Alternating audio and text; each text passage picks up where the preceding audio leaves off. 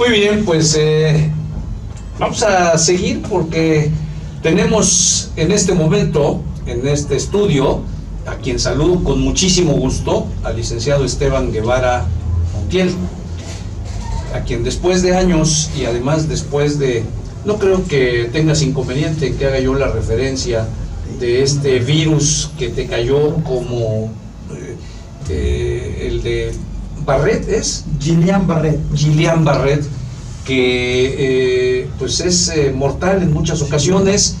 En el caso tuyo, pues afortunadamente no fue mortal, pero ha dejado secuelas, pero que las cosas no pasan por obra de la casualidad, porque eso hoy te ha hecho involucrarte en los derechos humanos de la gente discapacitada. Si estoy equivocado, corrígeme, Esteban. Sí. Bienvenido, de verdad es un placer saludarte. ¿Cómo estás? Muchas gracias, mi querido Leobardo. Buenas noches, Bruce.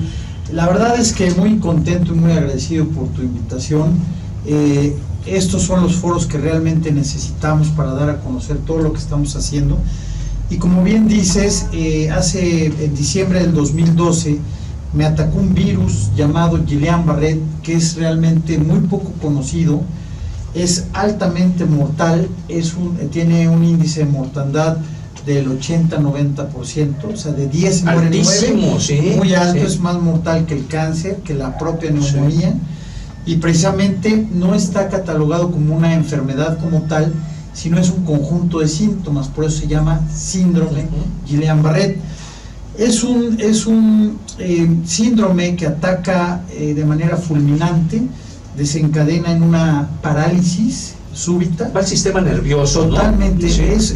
Es un virus que incuba y lo que hace el sistema inmunológico inmediatamente trata de atacar pues, cualquier virus o a defenderse, claro. Sí. Entonces lo que hace este virus es que muta y se convierte en una célula nerviosa. Entonces lo que hace el sistema inmunológico es que te ataca todo el sistema nervioso y elimina propiamente la mielina, que son los conductos entre células nerviosas. Todo lo que vemos representado como racimos de uva en el cuerpo humano, eso se pierde totalmente, se desmieliniza las células nerviosas y hace que precisamente, en mi caso, tuve una parálisis total, una cuadraplegia absoluta, por cerca de 4 meses, sin mover una sola uña. Presenté un cuadro realmente grave, muy grave, estando en terapia intensiva 8 días. Pues un día de pronto mi familia pasó a despedirse de mí porque el médico les había dicho que ya no había nada que hacer, que yo no pasaba la noche, ¿no? Entonces no tenía dolor, sí tenía sensibilidad, tenía frío, tenía calor, conciencia totalmente, sí. Pero todo sin mover nada. Tuve parálisis facial, o sea, realmente fue un cuadro de terror. La verdad es que hubo varios factores que ayudaron mucho. En mi caso, pues como hemos sido realmente gente conservadora, de oración, pues nos soltamos a las manos de Dios, ¿no? Y eso ayuda mucho a mitigar y a relajar pues muchas cosas, ¿no? Lo que no está en tus manos resolver, pues mira, ahí está. Que lo resuelva Dios, ¿no? Así es, es correcto, así fue. Y bueno, pues la verdad es que el apoyo de la familia, la unión, estuvieron presentes y pues fueron cosas motivantes, ¿no? Otro factor que tuve en mi mente nunca fue de reclamo, nunca fue por qué a mí, sino a ver, ¿qué quieres que hagamos con esto? A partir de esto voy a aprender. ¿Qué voy a aprender? Siempre, y tú, bueno, pues conociste a mi padre y realmente ha sido una enseñanza por parte de él objetiva, siempre positiva. Sí. Sacar de lo negativo lo positivo, siempre de las crisis sacar lo mejor, ¿no? Claro. Y de verdad es algo que aprende uno a conocerse, porque de las peores crisis es donde sale lo mejor de uno, ¿eh? Las crisis también son sinónimo de oportunidad. Así es, yo así lo vi. ¿En qué momento tú decides orientar tu actividad profesional hacia los derechos humanos como abogado de la gente discapacitada? Fíjense que realmente mi línea de investigación ha sido pues por educación humanista. Y bueno, pues al estudiar todo esto, el Guillain-Barré, me doy cuenta que las personas con discapacidad no tienen avance en México, de ninguna índole, ¿no?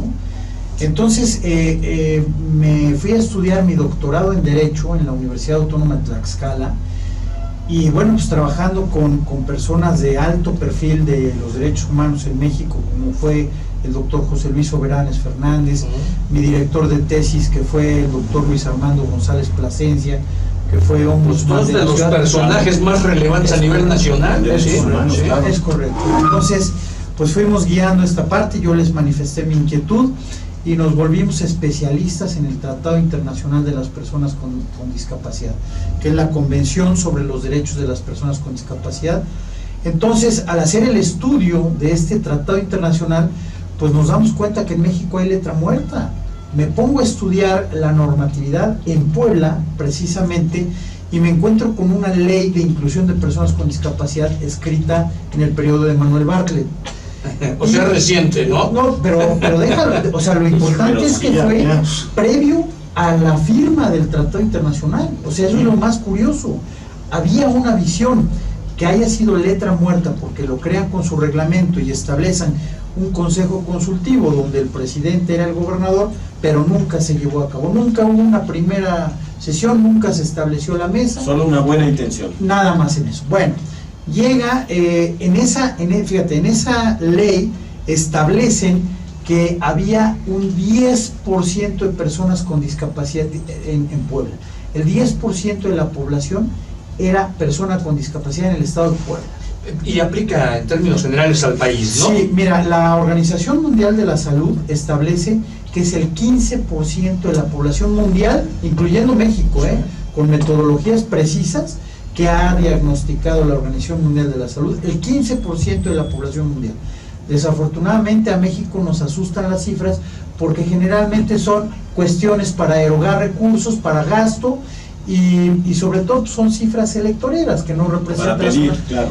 Entonces el INEGI establece que en México solamente existe el 5.8% de personas con discapacidad. Pero bueno, sabemos que no se maquillan nunca las cifras oficiales en nuestro México, ¿no? Bueno, pero aquí hay un tema que sí es cierto y es muy importante lo que tú comentas, ¿no? ¿Cuántas veces se maquilla con base a presupuestos, a solicitar dinero o para justificar inversiones que no siempre llegan a las personas que lo necesitan? Tan fácil como esto, mira, el presupuesto de la Comisión Nacional de Accesibilidad y de la CONADIS a nivel nacional es de 68 millones de pesos, lo que costó la ciclovía de la Tlaxcala. Claro. Entonces, pues, ¿cómo puedes generar acciones políticas en favor de ellos? Mi línea de investigación es generar propuestas de políticas públicas en favor de las personas con discapacidad. Porque además nadie más puede entender su problemática que quien está en condiciones pues de discapacidad, punto. Me lo dijo el doctor José María Soberanes, quien es el hijo del doctor José Luis Soberanes, que es precisamente el coordinador de los posgrados de la Universidad Panamericana en México. Me dice, para saber nadar hay que saber tocar el agua, hay que tocar el agua. Sí, nada más. Nada más, ¿no? Para saber nadar hay que tocar el agua. Entonces, realmente, mira, toda la problemática con la que nos hemos enfrentado, principalmente desde accesibilidad, que es el factor fundamental, no tenemos una infraestructura pública adecuada ni accesible para una silla de ruedas, no la hay. Vemos las guías de las personas con discapacidad visual, pero te encuentras una tarjeta abierta, un poste a media luz. Entonces una persona que no tiene las condiciones necesarias para poder circular. Lo que decimos, ¿no? todas estas tipos de acciones solamente intentan justificar. Ves rampas tan empinadas, yo a veces he encontrado rampas que digo, no mames, ¿cómo van a subir aquí una silla de ruedas si están totalmente en una inclinación de que la hacen imposible. No, y además hay medidas internacionales precisamente por eso.